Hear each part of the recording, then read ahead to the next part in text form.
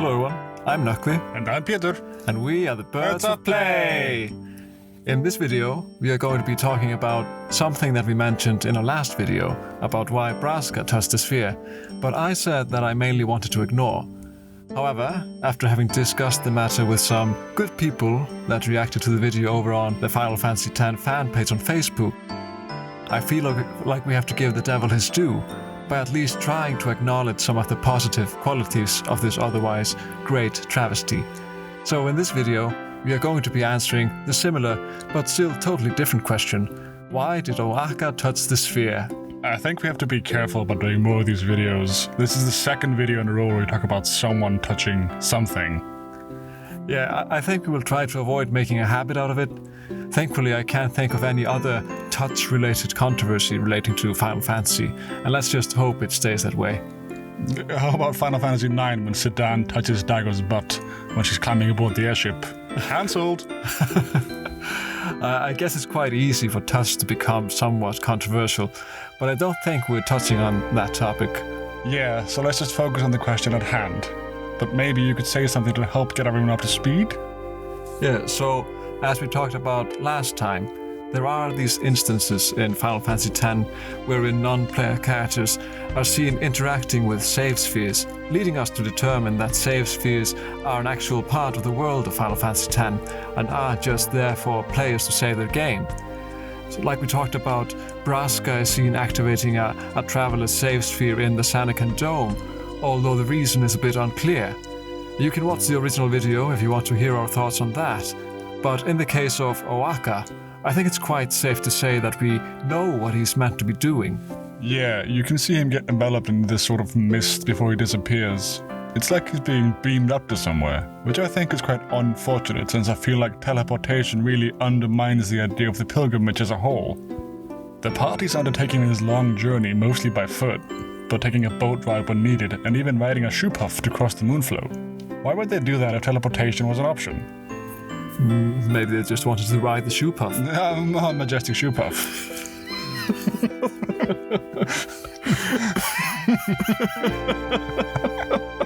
But in all seriousness, I guess that for starters we have to map out possible interpretations of O'aka's teleportation before we make our final verdict. But isn't this a pretty open and shut case? We can actually see him teleporting. Sure, we can see what he does, but that doesn't necessarily mean that we know what it means. For example, we still have the option to just compartmentalize it, since it conflicts with our general understanding of the game world. But how would we be able to justify doing that? That just seems like some sort of self-defense mechanism that isn't supported by actual evidence from the game.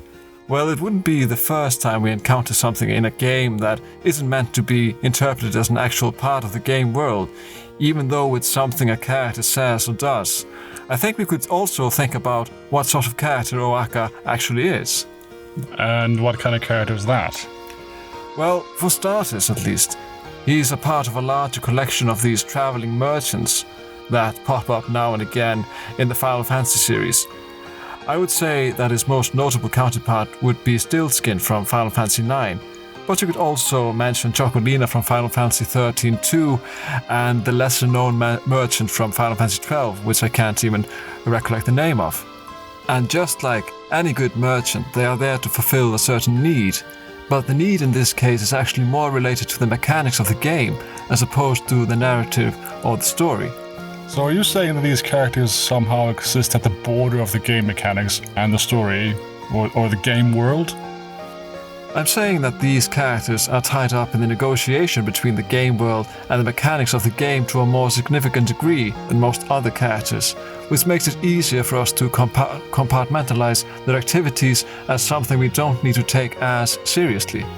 You said compartmentalize twice now. That's a great word. Well, to be fair, I think I never really took O'aka too seriously. But didn't you say that we needed to give the devil his due? This kind of feels like a cop-out, not fully engaging with the problem.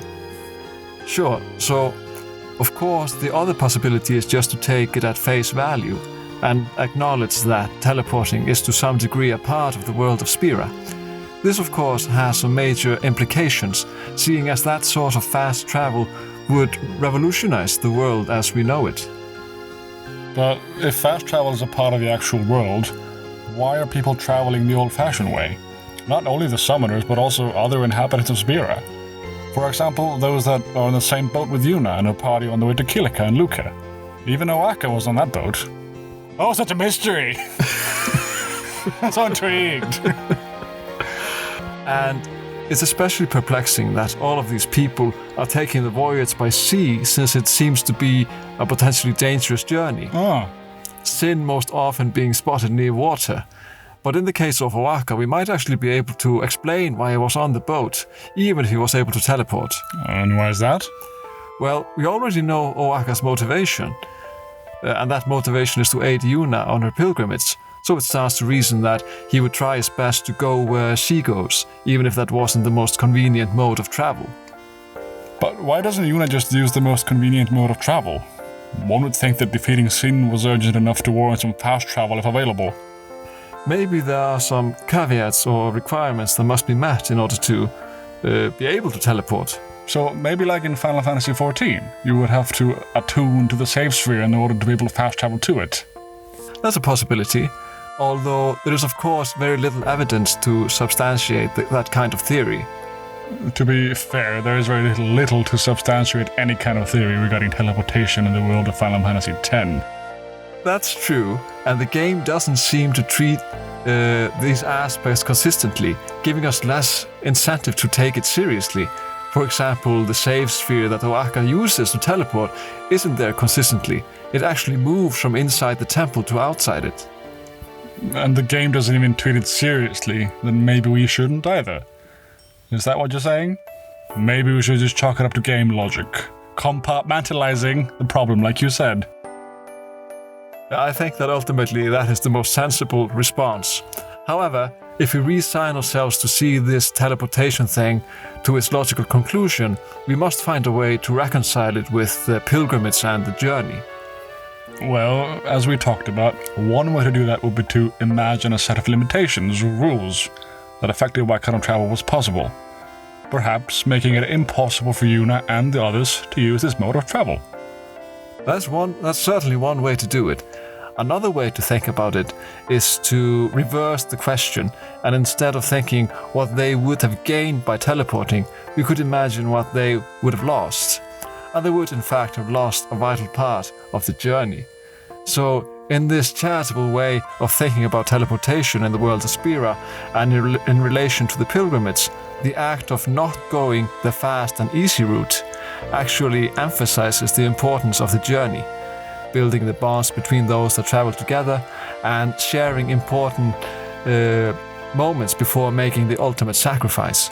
Because even though the Church of Yevon condones these sacrifices, they are not necessarily unsympathetic to the price that the summoners are paying, summoners being revered greatly by the people they encounter on the way, sharing the journey being the treasure afforded to the summoners. What a monologue. And that's why O'aka touched the sphere. And that's why O'aka touched the sphere. Amazing. Totally. Thank you for watching Why Did O'aka Touch the Sphere? Such a great discussion. If you liked the discussion, please consider subscribing To the channel. and give this video a like. And the bell thing. Yeah, do the bell thing. Did we mention subscribing already? Yeah, let's do a bird sound. That's great. It's good. This is good content. See you next time. Okay, bye.